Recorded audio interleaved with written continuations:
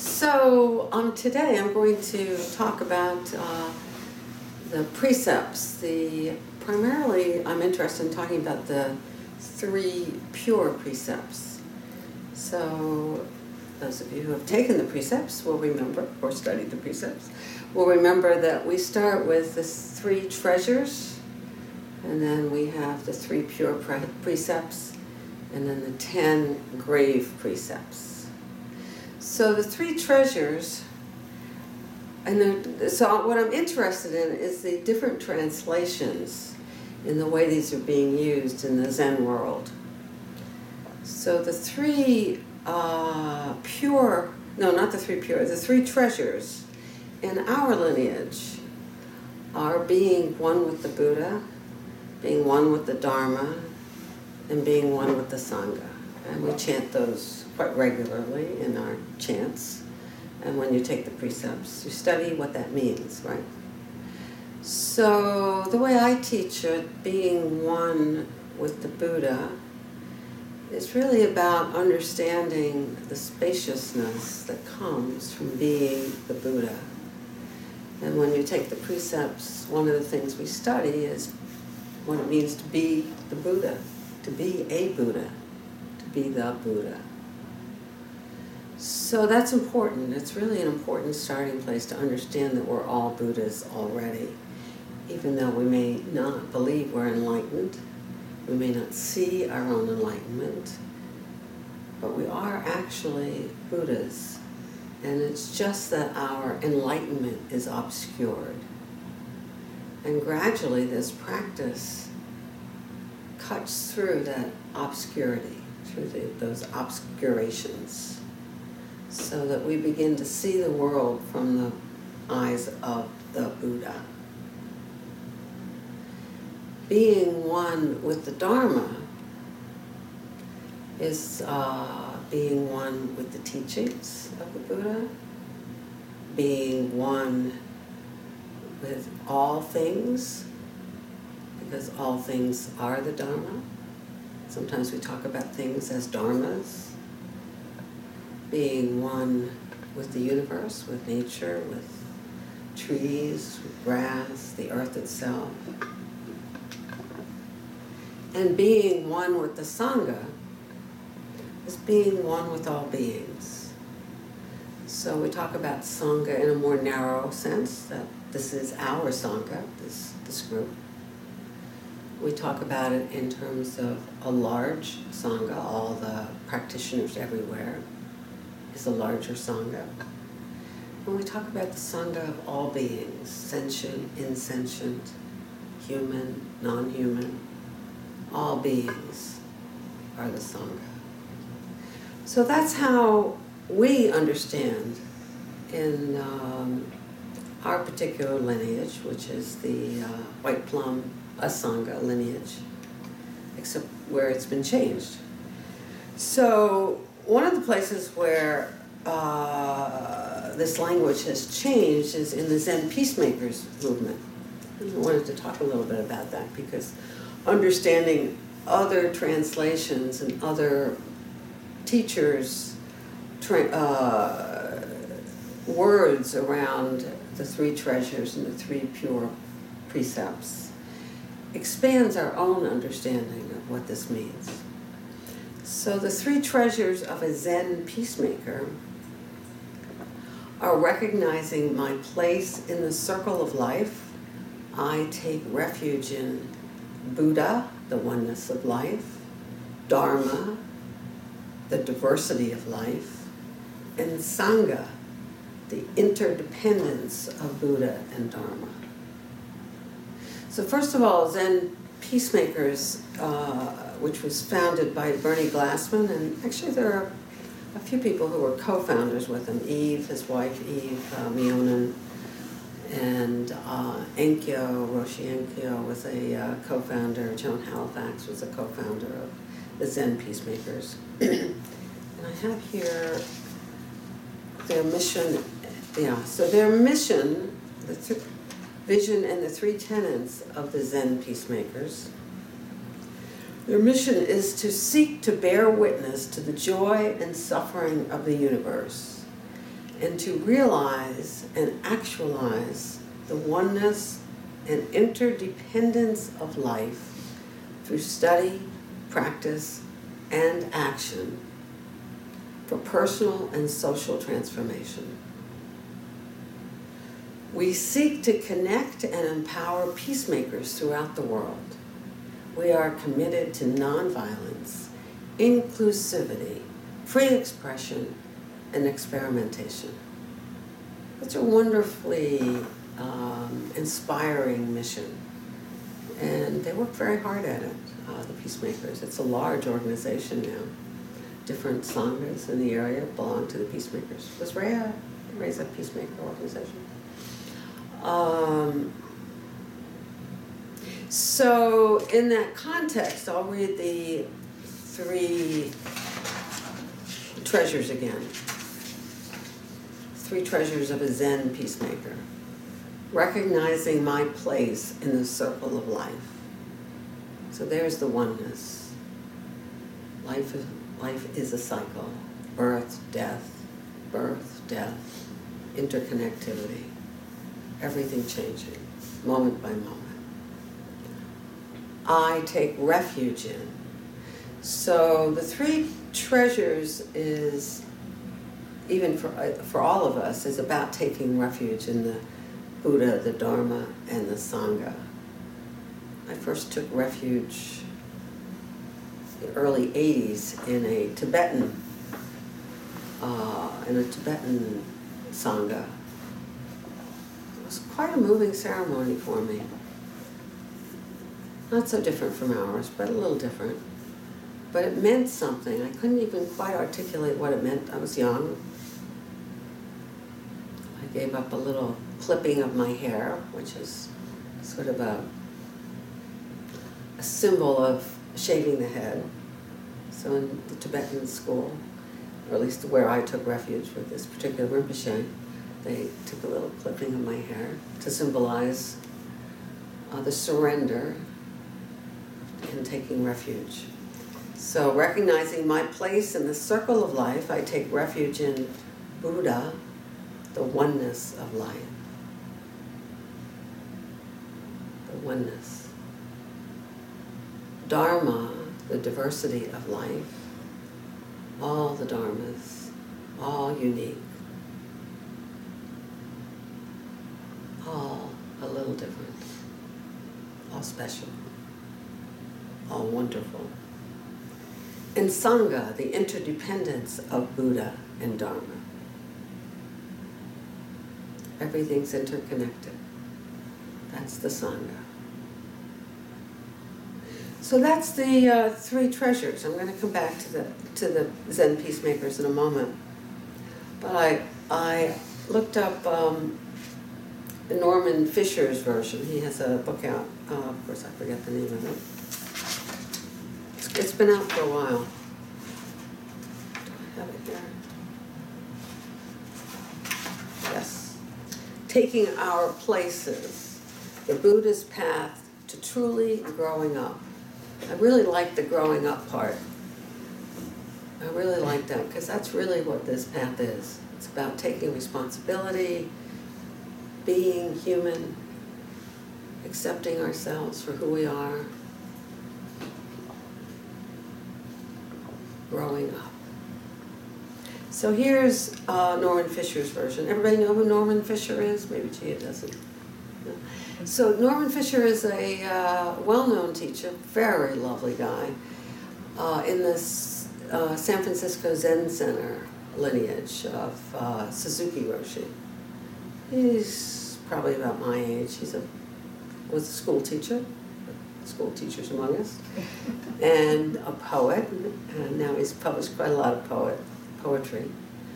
And also he's a writer, so he's written a couple of very good books. Don't own this book, we don't have it in our library, but maybe I'll get it. So he calls this the threefold refuge, the 3 treasures. I take refuge in Buddha, the principle of enlightenment within. I take refuge in Dharma, the enlightened way of understanding and living. I take refuge in the Sangha, the community of beings. So this is a little different from being one with the Buddha, being one with the Dharma, being one with the Sangha, and recognizing my place in the circle of life. I take refuge in Buddha, the oneness of life, Dharma, the diversity of life, and Sangha, the interdependence of Buddha and Dharma. So in being one with the Buddha, we're immediately stepping in to the language of the absolute truth. Absolute truth is the oneness. There's no I there. Just being one with the Buddha. Just being the Buddha. And in being the Buddha, you are one with all things and all beings. No separation. In being one with the Dharma, there's no I there either. Just being one with all beings. I like that. I loved the demonstration last week. Felt bad I couldn't go. In New York, the interfaith group that got out and said, I am Muslims. There were no Muslims out there because the Muslims are afraid to step out into public these days. I was told that by a Muslim imam. It was everybody else.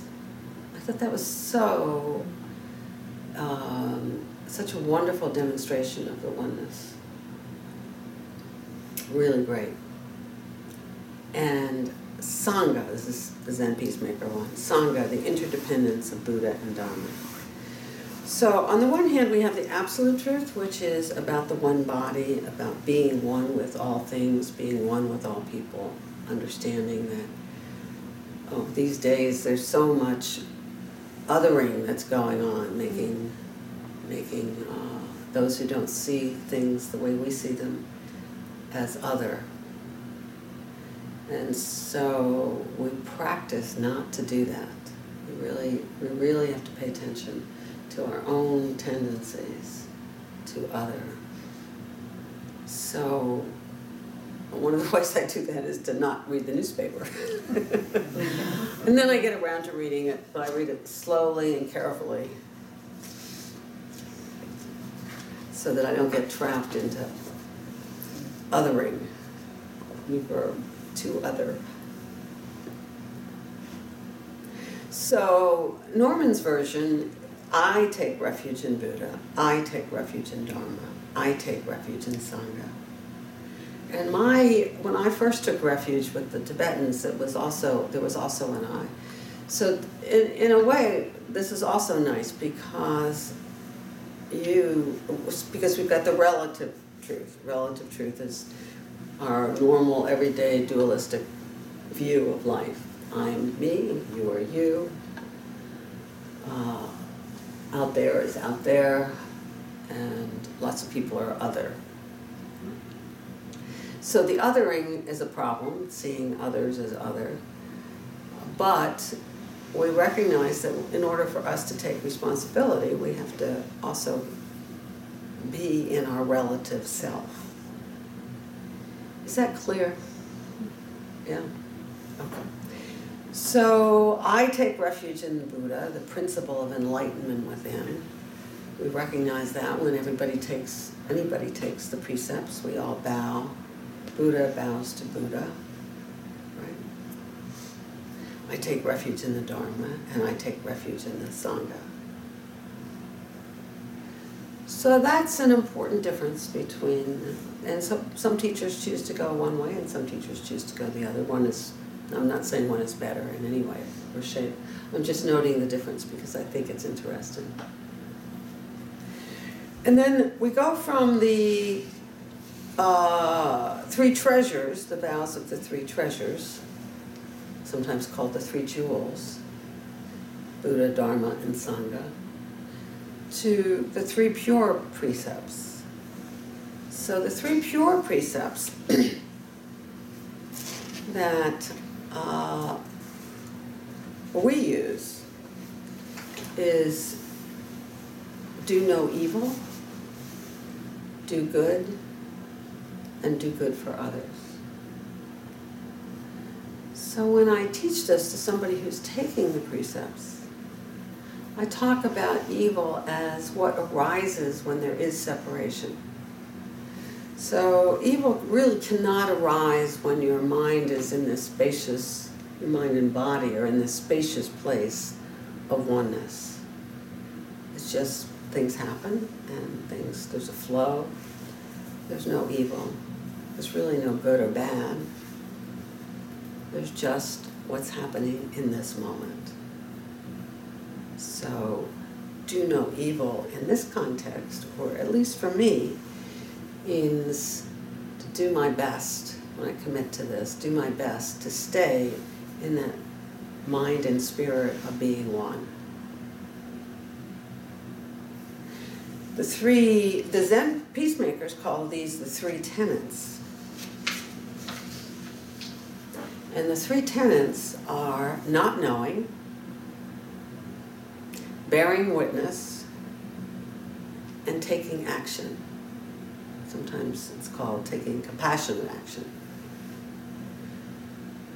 So they have really an interesting description of what not knowing is. So not knowing is giving up fixed ideas about ourselves and the universe.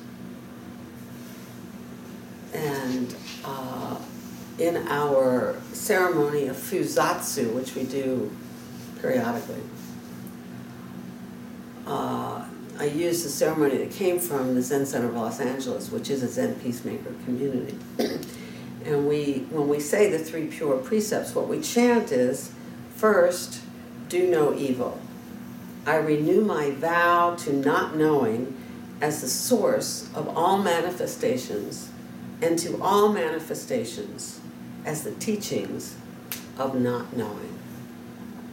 So getting not knowing is really not so easy.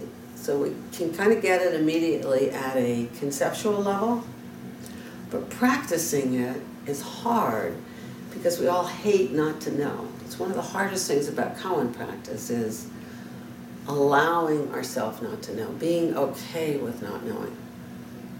Anybody had this experience? It sucks. It's so uncomfortable. We feel disempowered not knowing. We feel stupid. I remember when I was studying with Maizumi Roshi, I went in and I said, I got stuck on some koan, and I said, I feel so stupid. And he said, oh, yes, he said, stupid is so good. I looked kind of surprised. He said, yes, be stupid, be stupid.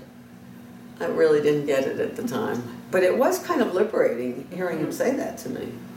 Because in my family, being stupid was really a no-no. Being smart was definitely what was valued. And I think that's true in school and college, everywhere we go, in work. You know, really we don't value not knowing.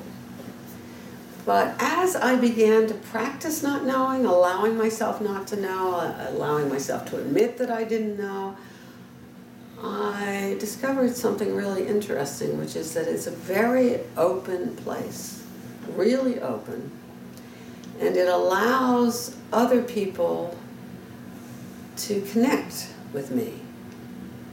So people love to straighten me out, explain.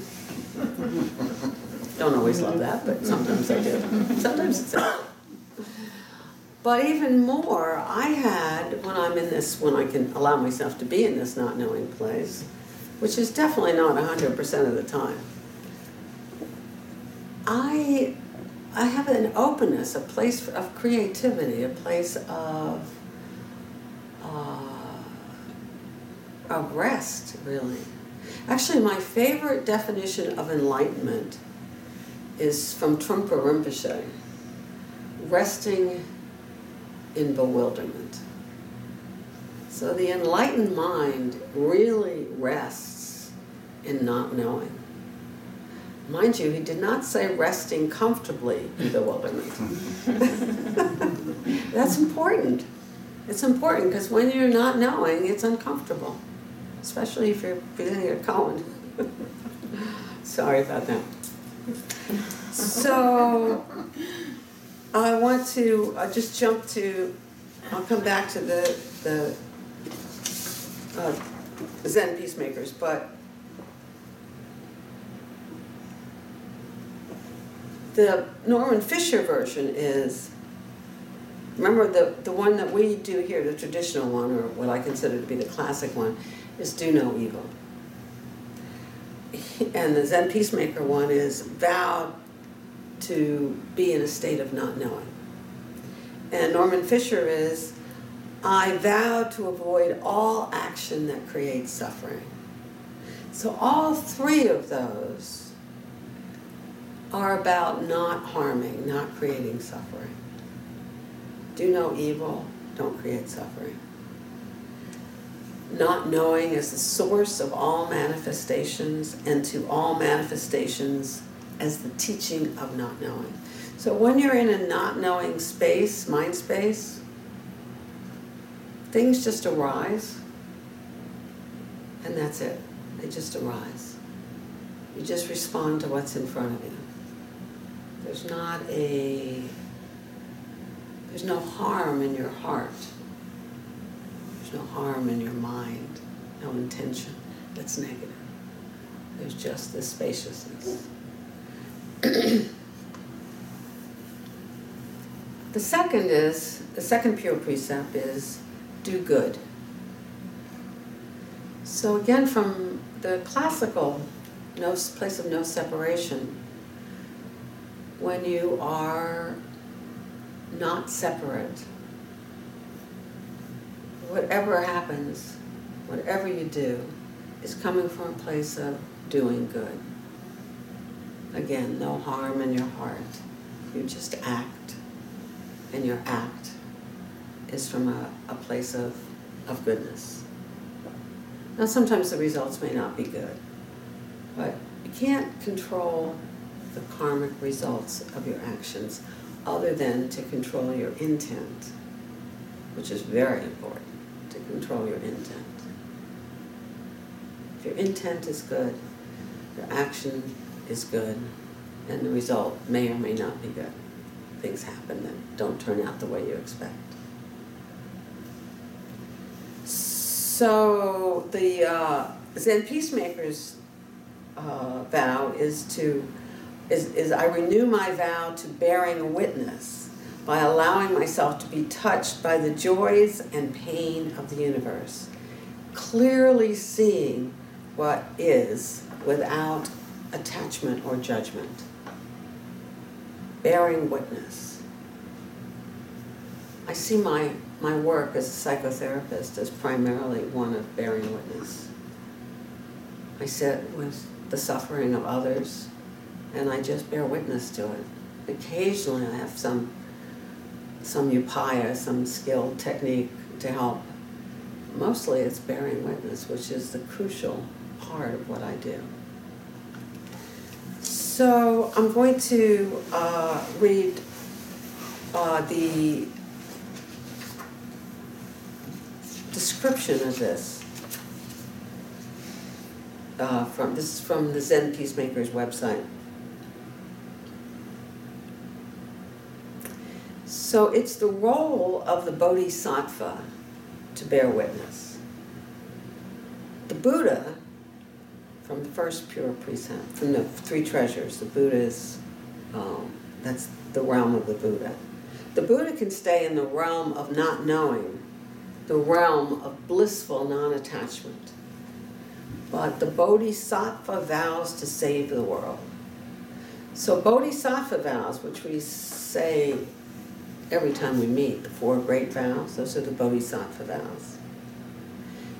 And we give up, when we make this bodhisattva vow, we pledge to remain in the world until every last being is saved. Saved as in taught this essential teaching.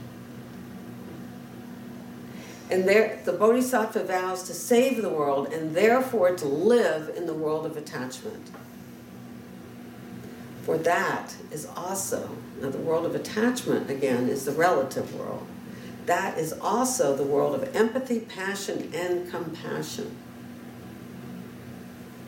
Ultimately, she accepts all the difficult feelings and experiences that arise as part of everyday life as nothing but ways of revelation, each pointing to the present moment as the moment of enlightenment. So we are enlightened only in the present moment. There is no permanent state of enlightenment. It's moment by moment. And sometimes we do enlightened acts, and sometimes we don't. But enlightenment is always there, obscured, not obscured. Bearing witness gives birth to a deep and powerful intelligence that does not depend on study or action, but on being present. Deep and powerful intelligence is prajna wisdom. We study that when we study the precepts. It's one of the paramitas. We bear witness to the joy and suffering that we encounter, moment by moment. Rather than observing the situation, we become the situation. So when we sit with someone who is suffering, we suffer. We just accept that that's what happens, we suffer. When we sit with someone who's having a joyous moment, we feel joy. Rather than observing the situation, we become the situation. So we just respond to what's in front of us. So speaking of the brain, I know we weren't, but in the brain we have mirror neurons, which allow us to actually feel what somebody else is feeling. We call that empathy. And it's also a key part of bearing witness. We become intimate with whatever it is, disease, war, poverty, and death. When you bear witness, you are simply there. You don't flee. It can be hard to stay there. Yesterday, was it yesterday or Friday? Friday. I got an email from somebody in a nursing home in Wanacue inviting me to come visit with a Buddhist patient. And it wasn't very informative, the email, but I said I would do it. And she said she wasn't very responsive, but I don't know who this person was, whether she was a nurse or a director or a social worker, but she was trying to find something that this woman who was not very responsive, that's all I knew, could connect to. And so I took my computer, which has some Buddhist chants on it, and I brought a copy of the Heart Sutra, and I sat with this woman who I never did understand what brought her into the nursing home. She was only 62, and she looked very young. She didn't even look 62. But she had difficulty talking, did not seem to be able to understand much of what I said. And so I chanted the Heart Sutra. I brought a printed copy thinking maybe she'd be able to read it, but she couldn't. And I don't know whether, I have no idea what she got from it. I played what did I play? I played a chant from the Theravadan tradition in Sanskrit, which I thought she might connect to. It's kind of a common thread through all traditions. But she didn't really seem to like it or not like it. When I asked her if she liked it, she nodded her head.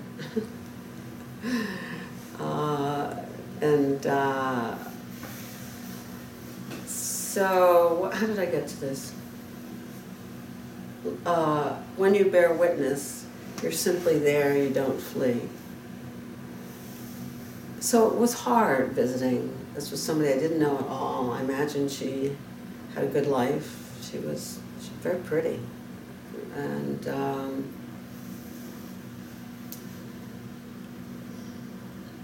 you know, 62 is pretty young. I assume it was Alzheimer's.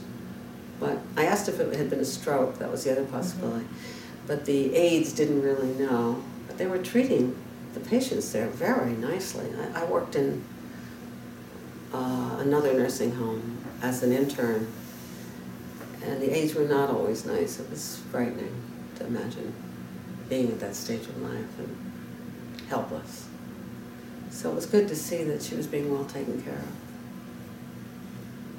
But I didn't feel I was bringing her much solace. I just don't know. Don't know.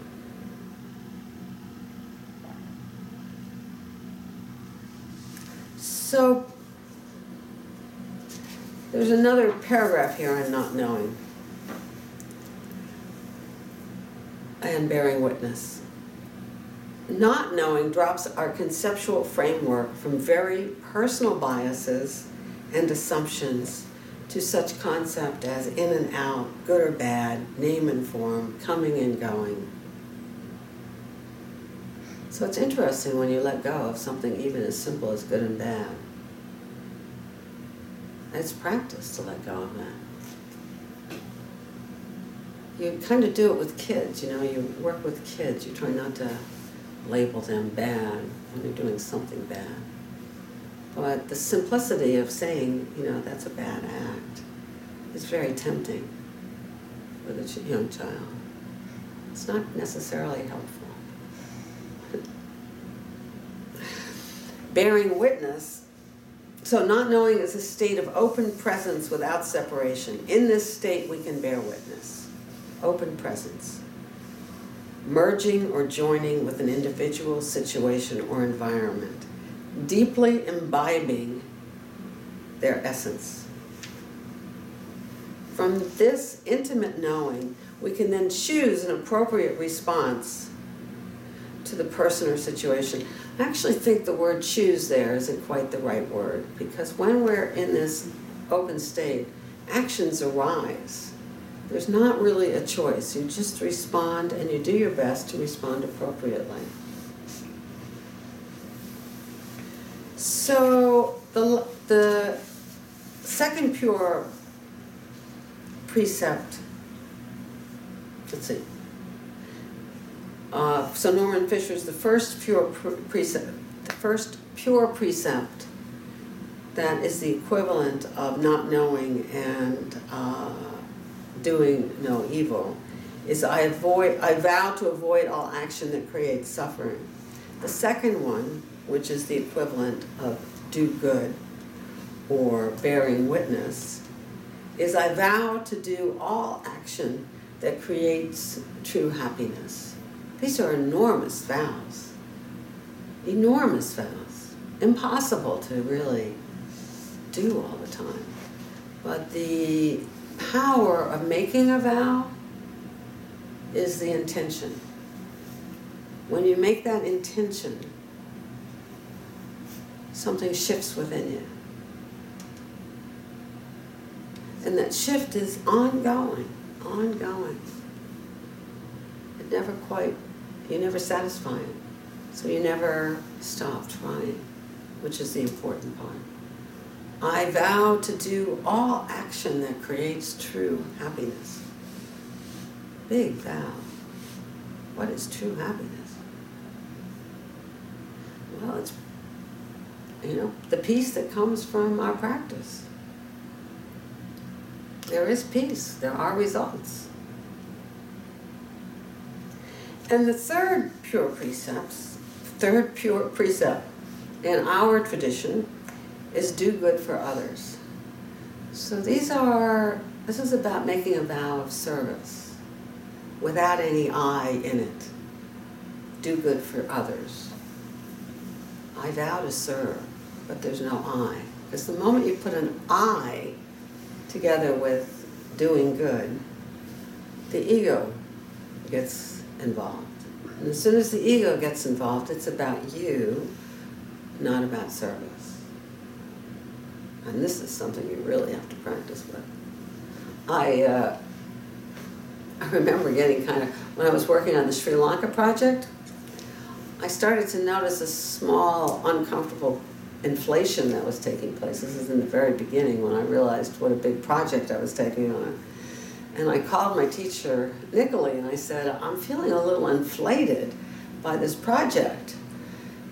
I said, it's so enormous, and it's, hopefully it will have a big impact. But the inflation is making me uncomfortable. So she said, did I tell you this story? No? So she said, just inflate it as big as you can. Imagine that this project will make you a Nobel Peace Prize winner. So that made me laugh. I thought, well, that's pretty funny. Because I knew that was way beyond the magnitude of this project. But the moment I laughed at myself, the inflation just popped, and went away. And I never really worried about it again. It was really interesting. She has so much wisdom. So the Zen Center of Los Angeles links do good for others with I renew my vow to serve others by using my energy and love for the healing of myself, the earth, humanity, and all creations. So their actual vow is loving actions. And then I'll read it to you if I can find it. Loving actions are those actions that arise naturally, when one enters a situation in the state of not knowing and then bears witness to that situation. It has nothing to do with one's opinions of what one should do, or others' opinions with regard to what one should or should not do, or to whether it's a loving action or not. It just arises. The action just arises. So that's really important, that spontaneous action and the trusting of oneself that's inherent in that. So Norman Fisher's third pure precept is, I vow to act with others always in mind. So again, that's putting others before the self. So he actually has some text here around what he means by his translations. I vow to avoid all action that creates suffering. He says the first pure precept commits us to avoiding unwholesome action that will increase suffering. We restrain ourselves from doing or saying, even as much as possible thinking, things that will cause harm. So the wholesome and unwholesome thoughts is a very important part of mindfulness, of the Mindfulness Sutra, Suragama Sutra. Recognizing that unwholesome mind states, unwholesome thoughts lead to bad actions. That's the intention. So part of mindfulness is recognizing in yourself unwholesome thoughts. Generally they're centered around I. The second pure precept comes at conduct from the opposite angle. We pledge ourselves not only to practice restraint and neutrality, but beyond this to discover and do that which is wholesome and promotes not a superficial, but a lasting happiness. So this is a diet of wholesome food, wholesome thought, wholesome acts. And the third pure precept, I vow to act with others always in mind, considers our motivation for following the first two. Again, intent, the importance of intent. It commits us to act to avoid suffering and to promote happiness unselfishly in order to benefit others, not only ourselves. And he closes with the triple treasure, which was back to being one with the Buddha, Dharma, and Sangha, shows us that when we return to our own true nature, that's the oneness, the benefit and happiness of others is none other than our own benefit and happiness. We all know that to be true. So, thank you for your attention.